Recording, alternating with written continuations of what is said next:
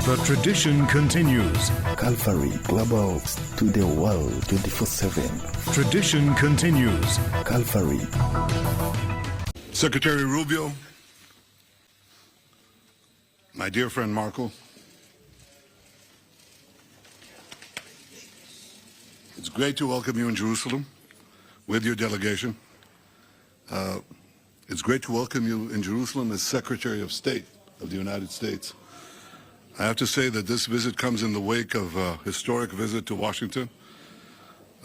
I've said, and I'm going to repeat it again, because it's so true. President Trump is the greatest friend that Israel has ever had in the White House. And the visit in Washington reflected that in every way. And your visit here reflects it in every way. Throughout your political career, you've been a great supporter of Israel and a great champion of the U.S.-Israel alliance. I have no doubt that your unwavering support will continue during your tenure as Secretary of State. And I also have no doubt that you'll be a voice of clarity and courage on the world stage for the values that we in Israel, you in America, hold dear, the values of freedom for all those who cherish liberty.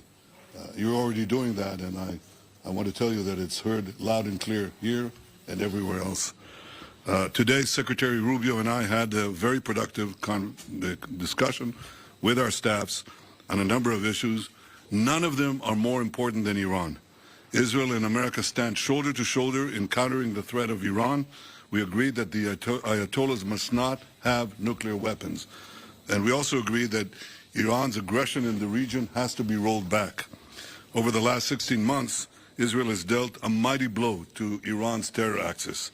Under the strong leadership of President Trump and with your unflinching support, I have no doubt that we can and will finish the job. We also spoke a great deal about Gaza. I thanked Secretary Rubio for President Trump's assistance in helping us secure the release of another 3 hostages yesterday. These are hostages that Hamas refused to support only a few days to release only a few days earlier. And I also thanked him for America's unequivocal backing for Israel's policy in Gaza in moving forward. I want to assure everyone who's now listening to us, President Trump and I are working in full cooperation and coordination between us. We have a common strategy, and we can't always share the details of this strategy with the public, including when the gates of hell will be opened, as they surely will if all our hostages are not released until the last one of them. Israel is determined to achieve all the war objectives we set after the horrific attack on October 7th, the worst attack on Jews since the Holocaust. We will eliminate Hamas's military capability and its political rule in Gaza. We will bring all our hostages home, and we will ensure that Gaza never again poses a threat to Israel. The unequivocal support of the United States on Gaza will help us achieve these objectives faster and set us on a path for a different future. Secretary Rubio and I discussed President Trump's bold vision for Gaza, for Gaza's future, how we can work together to ensure that that future becomes a reality. We also discussed the situation in Syria after the collapse of Assad's regime, a collapse that was made possible by Israel's weakening of Iran's terror axis, especially the weakening of Hezbollah and the removal of Nasrallah. For over a decade before October 7th, Israel acted to prevent Iran from developing new terror fronts against us in Syria, right opposite the Golan Heights and deeper in Syria. And we conducted hundreds of airstrikes, perhaps 1,000, in order to prevent it, and we did. Now, if any other force in Syria today believes that Israel will permit other hostile forces to use Syria as a base of operations against us, they are gravely mistaken. Israel will act to prevent any threat from emerging near our border in southwest Syria. The Secretary and I discussed Lebanon as well.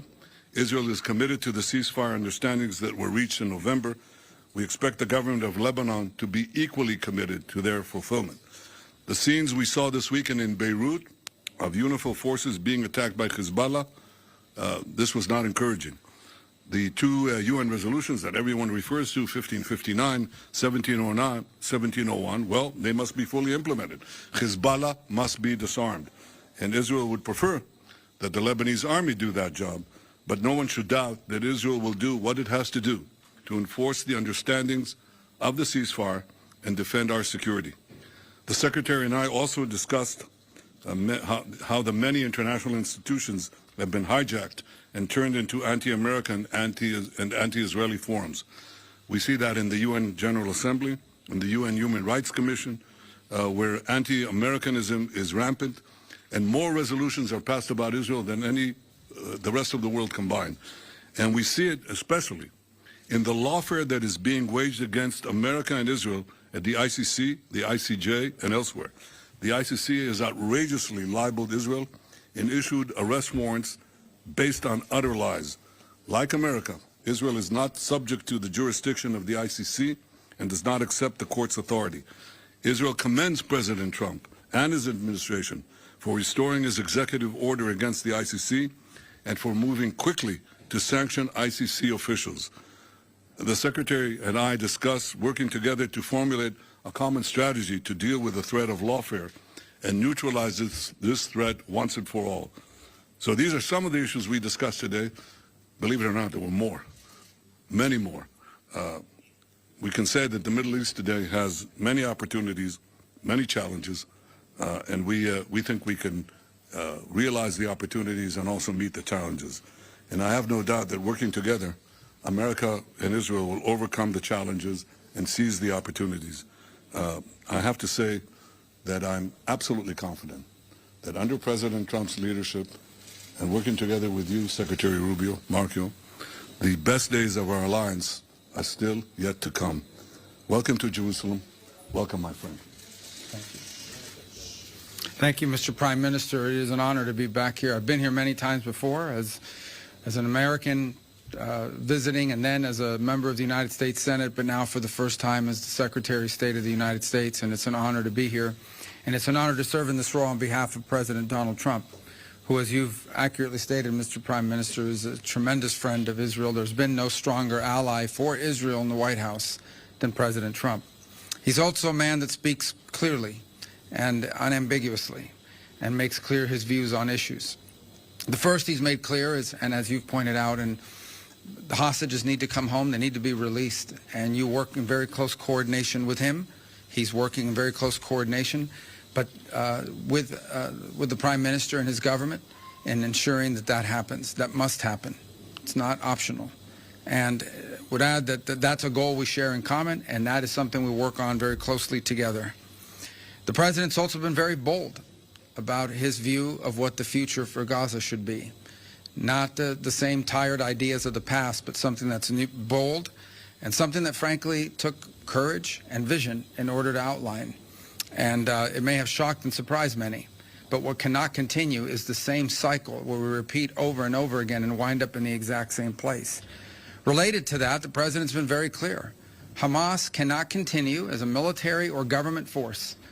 And frankly, as long as it stands as a force that can govern or as a force that can administer or as a force that can threaten by use of violence, peace becomes impossible. They must be eliminated. It must be eradicated. On the broader issues that we discussed as well is the questions in Syria.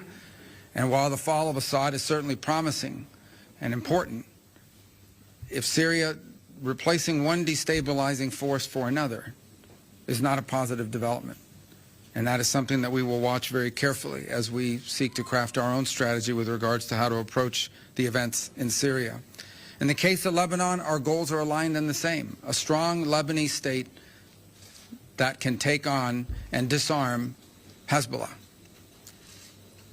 The common theme in all of these challenges is Iran. It is the single greatest source of instability in the region. Behind every terrorist group, behind every act of violence, behind every destabilizing activity, behind everything that threatens peace and stability for the millions of people who call this region home, is Iran. And by Iran, I mean the Ayatollahs. By Iran, I mean its regime.